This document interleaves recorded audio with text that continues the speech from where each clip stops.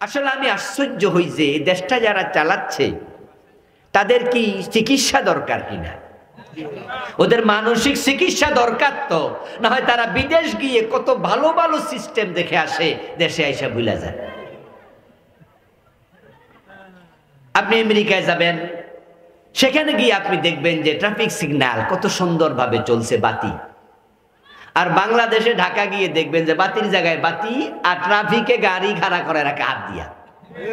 তো তাহলে বাতি লাগাইছে কেন?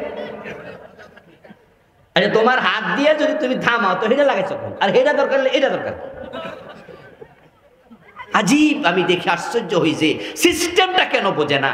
আমার প্রিয় ভাইয়েরা, আপনি দেখেন যে এই দেশে একজন নেতা 300 জন এমপির মাঝে পাবেন না যে চুরির পক্ষে একদিন বক্তৃতা দিছে। সবাই বলে যে আমরা চুরি বিরোধী, ডাকাতি বিরোধী, আমরা দুর্নীতি বিরোধী। এখন আপনি দেখতে পাচ্ছেন যে আমাদের তারেক জিয়া, উনার যে বক্তৃতা, প্রতিটা বক্তৃতায় উনি বলছে চাঁদাবাজি করা যাবে না, বলছে না? প্রতিটা কথা, চাঁদাবাজি করবেন না, কেউ দলের বদনাম করবেন না। কথা শুনে কিন্তু আমাদের ভালো লাগে যে আমাদের নেতারা চুরি বিরোধী, চাঁদাবাজি বিরোধী, ডাকাতি বিরোধী। তা আমার প্রশ্ন হলো, যদি আপনারা চুরি বিরোধী হন, তাহলে চোর ধরে হাত কাটার আইন চালু করতে সমস্যা কই? এটা কেন করে না? আমার দোস্ত, ওরা দেখবেন যে মাইক হাতে নিয়ে আমাদের নেতারা বলে সরকার মাদকের ব্যাপারে জিরো টলারেন্স, মাদকের ব্যাপারে ছাড় নাই। আমার প্রশ্ন, যদি আপনি মাদক বিরোধী হন, 80 বেতের আইন তাহলে চালু কেন করেন না? আসলে তাদের মুখে একটা, অন্তরে সেটা নাই, অন্তরে আর একটা। তারা জানে যদি চোর ধরে হাত কাটার আইন চালু হয়, হাজার হাজার নেতার নিজের হাত থাকবে না।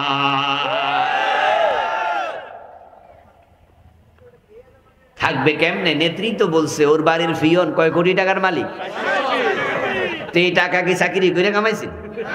তো ফিয়নও যদি 400 কোটি টাকার মালিক হয়, তো নেত্রী কত টাকার মালিক? এখন হাত কাটার আইন কি সাধে করবো ওরা? এজন্য আমরা যারা মাজলুম আছি, সৎ আছি, আমরা আল্লাহর আইনের ব্যাপারে মাথা তুলে কথা বলতে হবে। আল কোরআনের আইন চাই, দরকার আছে কিনা? হ্যাঁ, আপনাকে আল্লাহর আইনের কাছে আসেন। আরে ভাই, সত্যি এ বাংলাদেশ সোনার বাংলা হতে বেশি দিন লাগবে না। আর তো উপলব্ধি করুন, আমি তো দেখেছি পৃথিবীর অনেকগুলো দেশ আল্লাহ আমাকে সফর করার সুযোগ দিয়েছে, ইউরোপ, আমেরিকার অনেক দেশ। আমি এমন দেশ দেখেছি যেখানে 5 মাস 4 মাস থাকে বরফে ঢাকা। আপনি অবাক হবেন যে আমেরিকা আজকের পৃথিবীর 1 ক্লাস রাষ্ট্র, ঠিক না? অর্থনৈতিকভাবে হোক, পাওয়ারের দিক থেকে হোক, ওরা 1 নাম্বার তালিকায়। সেই আমেরিকার অঙ্গরাজ্য আছে মোট 50টা। এই 50টার মাঝে প্রায় 35 থেকে 40টা 3 থেকে 4 মাস বরফে ঢাকা থাকে। 2021-এ আমি গেলাম 10 দিনের একটি সফরে। এই গত অগাস্টে আমি গিয়েছি, 22 দিন ছিলাম, বিভিন্ন প্রোগ্রামে যাই আলহামদুলিল্লাহ।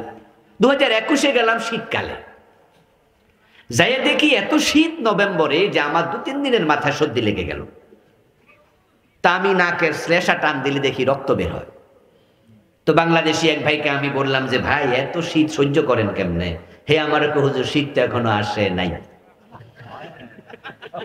কয়েছে শীত তো আসবে ডিসেম্বরের মাঝামাঝি, তখন দেখবেন শীত কারে কয়। আমি আল্লাহ যেন আমারে না দেখায়।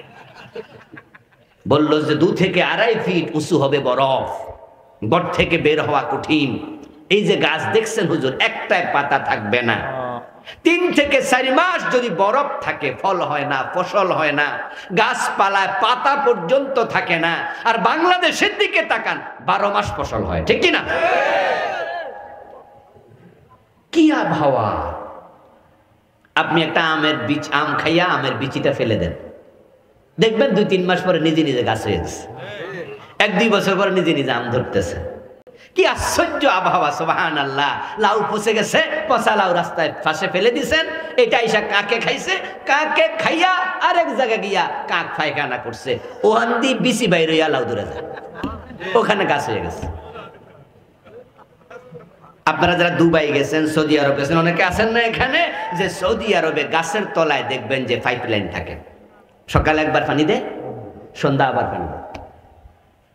ও দেশে একটা গাছ বাঁচাইতে হাজার হাজার টাকা খরচ হয়, আর আমার সোনার বাংলাদেশ এত সুন্দর যে আমাদের 1 টাকাও লাগে না, এরপরও দেশটা গরিব কেন থাকবে? শুধু এই চোরগুলার কারণে।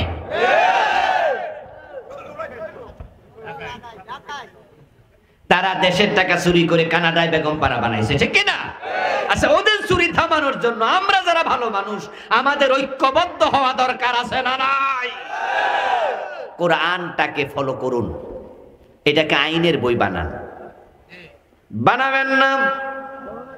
দুনিয়ায় আপনি কষ্ট পাবেন, অশান্তিতে থাকবেন, আর আখিরাতে জাহান্নাম। আল্লাহ তাআলা বলেন, ওমান লাম ইয়াহকুম বিমা আনজালাল্লাহু ফাউলাইকা হুমুল কাফিরুন। যারা আমি আল্লাহর নাজিল করা কিতাব কোরআন দিয়া ফয়সালা করবে না, বিচার করবে না, দেশ চালাবে না, সমাজ চালাবে না, আল্লাহ বলে তারা সবগুলো কাফের হয়ে যাবে।